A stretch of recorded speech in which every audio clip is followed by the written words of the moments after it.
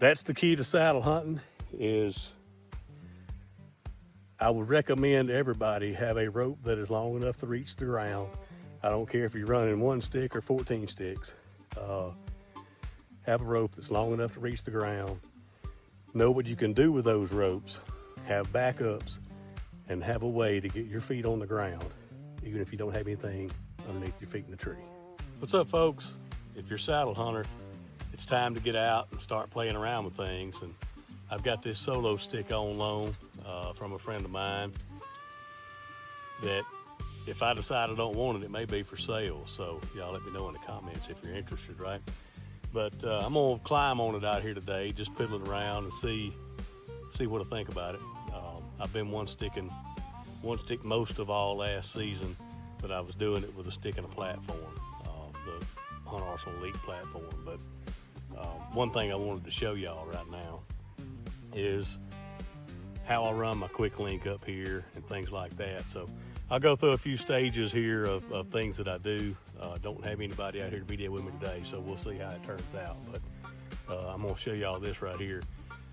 Step one of putting your tether on the tree, or your rappel rope actually, and we'll go from there. All right, I got my quick link already closed here. I got the rope around the tree, and I've got this little tether locker, a rope locker. And the way I've got this tied, most people I think tie them too loose, but it's got a piece of paracord and it's tied in the loop right here. And the way I've got it tied, I can pull on it here and it will not come loose. But the moment I take and pull this and pull it again, now it's loose and I can move up the tree. So if you've got it tied tight enough like that, when you pull slack in it and pull it again, I can show that again. All right, so now it's there, it will not come loose. When I grab my quick link and pull slack in it, and as soon as I pull that, it's releasing.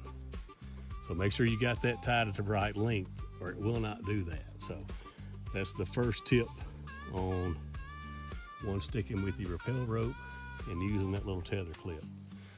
So I've got that there, and then I climb on this swabitch hitch, however you say it. And I've got another little quick link down here tied in as my tether.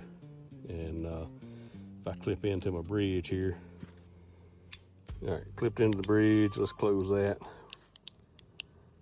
Carabiner's closed. So now it will tend with that quick link.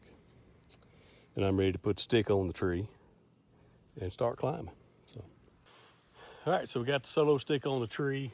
I've got my tether over here on the right side of it. That's usually the way I do it when I'm using my other stick. This one's got this notch in the front so you can put it underneath there or something. I don't know. I'll have to play with that. But it's got a 2-step aider on it. I'm used to a 3, so this first step's going to be a doozy.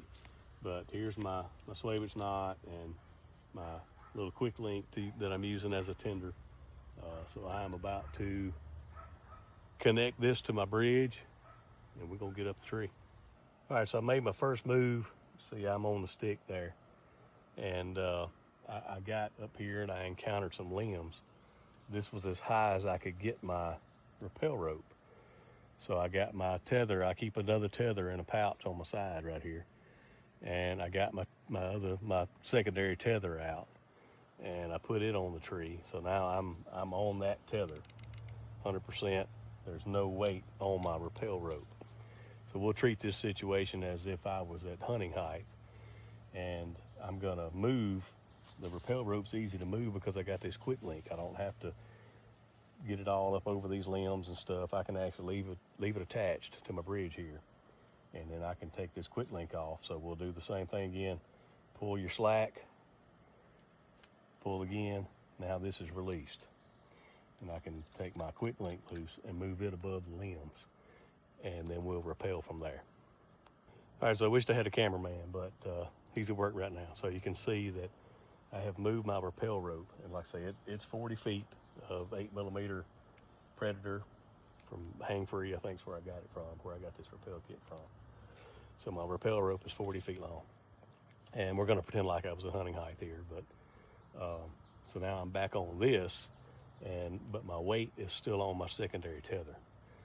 So what I'm gonna do right now is, if I were hunting, I would be hunting from this rappel line, this rappel rope. You always want to have a plan to get back down, even if you don't have anything under your feet like I do right now. So if I were hunting right now and I was done with my hunt, you got mosquitoes everywhere, I should use some mosquito spray, shouldn't I? So I'm going to pretend like I was done with my hunt, and I've got my weight on my secondary tether now, and I'm going to put my, I would have installed it, put my weight on my secondary tether.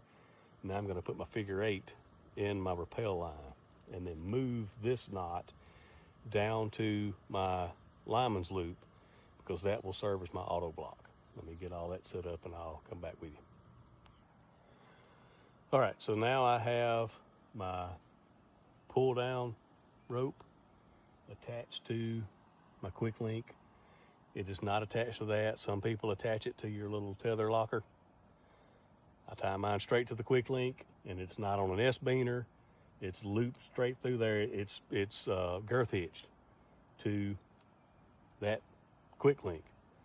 So I don't care if it gets stuck, I can pull it down. I've had people say, well, I've had problems pulling my rope down. Well, you weren't doing it right. So I've got my figure 8 installed right here. It doesn't have tension on it right now. I'm still on my secondary tether. I have my other sway bitch moved down into my lineman's loop right there. So I'm about to transfer my weight from my secondary tether onto my rappel rope and take that tether locker loose. But the way I've got that tether locker on there, even if I forget to take it loose, I can pull on this, pull that slack out of there, pull this into the rope, and it releases my tether locker. But you've got to have that the correct length, right? That's the key to it. It's getting that rope right there the correct length. So, all right, we're about to go down.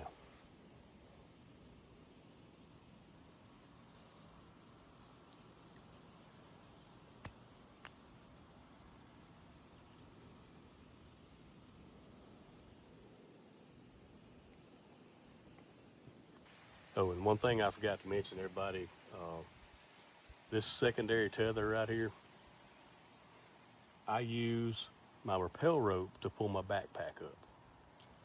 I use this secondary tether to hang my backpack from, unless I'm transferring, unless I'm going over limbs or something like that. So, yeah, it's $60, but it's well worth it, in my opinion, to have that additional tether as a backup. You could use it as a foot loop to stand on. If you got in a situation where you didn't have anything under your feet, there's a lot of things you can do. You know, if you drop this figure 8 right here, so now I've got my weight transferred to this figure 8, my secondary tether's loose. I'm about to take it off the tree and rappel down. So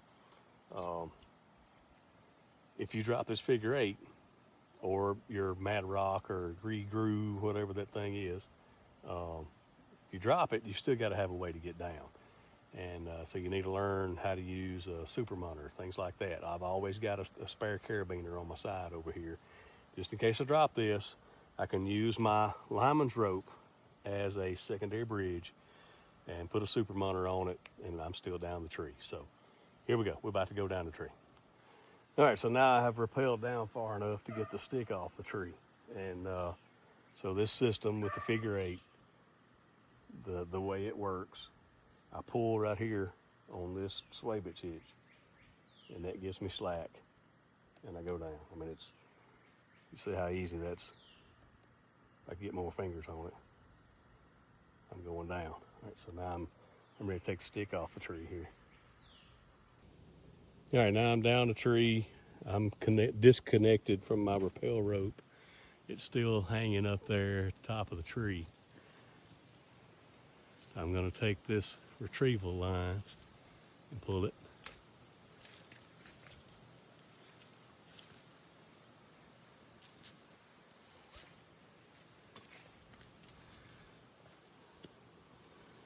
And now we're down the tree.